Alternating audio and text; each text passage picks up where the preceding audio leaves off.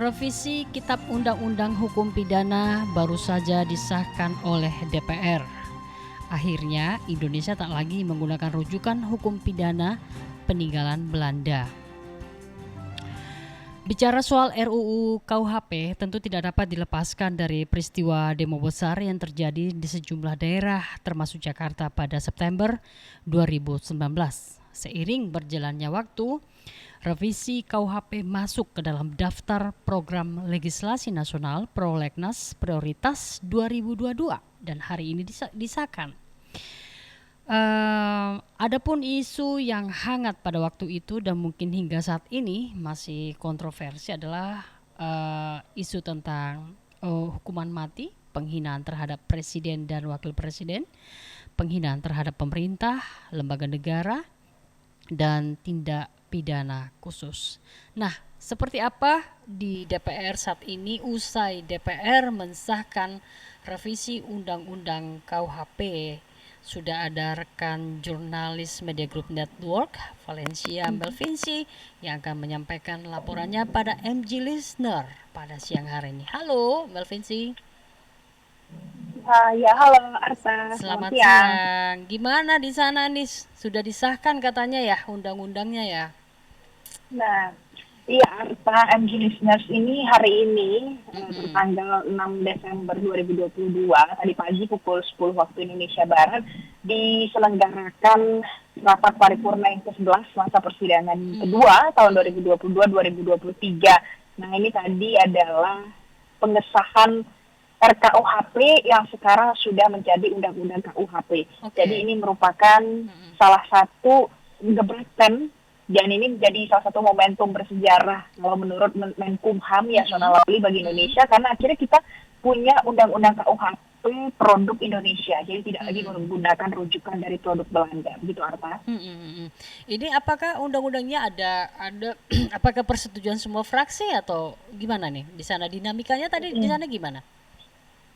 Ya, Arta, soal semua fraksi ini pada level pengesahan RKUHP di tingkat 1 di DPR di bulan November 2022 kemarin, ini semua fraksi setuju untuk dilakukannya pengesahan RKUHP.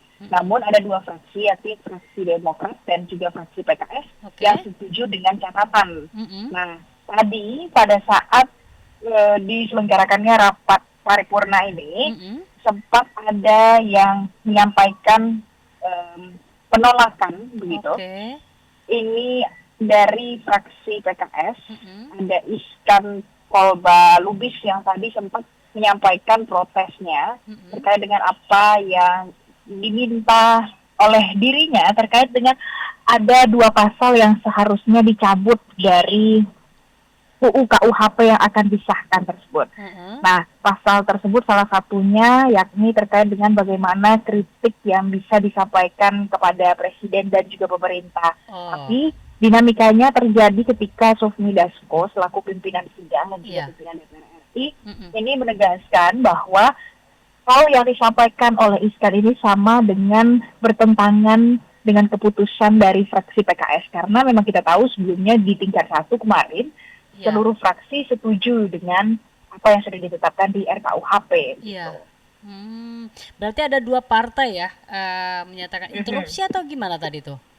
Menyampaikan interupsi oleh partai PKS.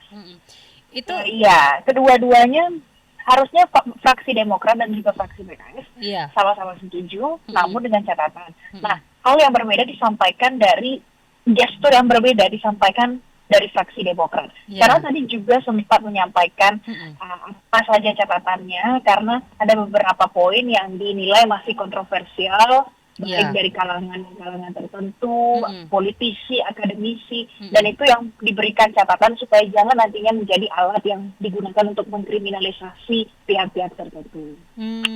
Ini pasal-pasal yang sangat menjadi concern dari publik itu apa sih, Valen, yang sangat menjadi perhatian orang makanya undang-undang ini dikritik?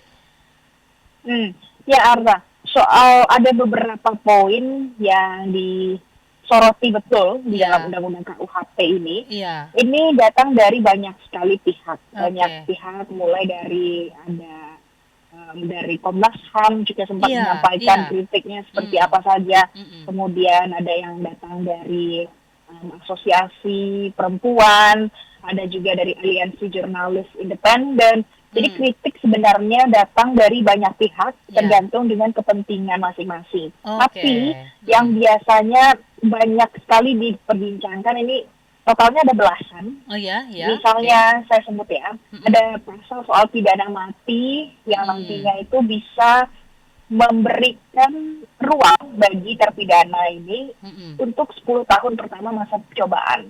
Jika Oke. seandainya berperilaku baik, nanti bisa saja akan diberikan hukuman seumur hidup ataupun 20 tahun penjara. Nah, jadi ada pertimbangan-pertimbangan yang membuka peluang seperti itu. Atau Mm-mm. yang kedua, soal larangan penyebaran komunisme, Marxisme, Leninisme atau paham lain yang bertentangan dengan Pancasila di muka umum. Nah, Mm-mm. ini juga menjadi salah satu yang diperdebatkan. Mm-mm. Kemudian ada lagi soal penghinaan terhadap pemerintah dan lembaga negara. Nah, Ini yang nantinya perlu beberapa hal lagi yang dirincikan. iya, Nah, iya. namun Heeh. tadi dari semua kontroversi yang sudah diperdebatkan ini dan ada Nah, banyak protes dari mana-mana, heeh. tadi ada pernyataan yang disampaikan Yasona Iya, yang iya. mengatakan bahwa RUU KUHP ini memang tidak mungkin disetujui 100% oleh Oke. semua pihak. Mm-mm. Tapi kalau memang masih ada yang tidak setuju, jadi jika sesuai dengan prosedur yang sudah ada, silahkan layangkan gugatan ke Mahkamah Konstitusi. Nah, gugatan yang dimaksud ini Oh. adalah judicial review, Mm-mm, begitu. mm-mm, mm-mm. Arta. Nah,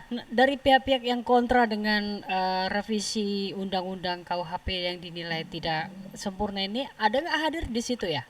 Atau tidak ada ya? Tadi sidang ini sebenarnya terbuka untuk umum, Iya. semua orang bisa datang ke sana, Mm-mm, tapi memang tidak ada diberikan kesempatan untuk berbicara, menyampaikan pendapat, mm-mm, seperti itu tidak ada. mm-mm, Tapi yang kita tahu adalah siang kemarin, 5 mm-mm. Desember 2022, itu ada demonstrasi yang diselenggarakan dari beberapa gabungan aliansi yang ingin protes terhadap RUU KUHP yang sudah disahkan hari ini. Nah, ini Mm, hal yang sama juga terjadi untuk siang ini. mm-mm. Tapi tadi pada Ya, saat kami ada di depan gedung Senayan, ya. sebenarnya tidak ada massa dalam jumlah yang banyak yang berkumpul di sana. Tapi memang Oke. ada undangan yang disebarkan terkait dengan aksi demonstrasi yang akan yang diselenggarakan itu, Arba. Gitu ya. Ini Valen mau Hmm. tanya, begitu udah undang-undang ini disahkan, apakah langsung diberlakukan pada undang-undang itu diketuk palu atau gimana nih? Masih Hmm. persiapan apa lagi sih pemerintah? Jadi sesuai dengan apa yang tertulis di dalam RUU KUHP Mm-mm. di pasal 672 itu Ya. yang menyatakan kalau undang-undang ini akan diimplementasikan 3 tahun terhitung sejak tanggal undang-undang ini disahkan. Jadi sejak Oh. hari ini 3 tahun setelahnya nanti di 2025 lebih tepatnya nanti Mm-mm. barulah UU KUHP ini bisa diimplementasikan di masyarakat. Nah, apa yang dikerjakan pemerintah DPR RI selama 3 tahun ini adalah Oke. mempersiapkan Mm-mm. terkait dengan apa saja yang dibutuhkan sebelum undang-undang bisa diimplementasikan. Selain itu adalah menyosialisasikan lagi kepada masyarakat. Karena Oh. sampai dengan hari ini ternyata masih banyak yang mungkin belum mengetahui apa substansi dari undang-undang KUHP ini sendiri. Nah, Hmm. disinilah peran-peran dari banyak stakeholder yang tadi juga hadir, mulai dari Ya. akademisi, kemudian ada perwakilan dari masyarakat, media yang juga turut hadir di dalam pengesahan undang-undang ini juga diajak untuk sama-sama kita menyosialisasikan undang-undang ini kepada masyarakat. Baik. Terima kasih Valen laporan Anda dari Gedung DPR Senayan. Selamat siang. Selamat siang, Arta. Terima kasih.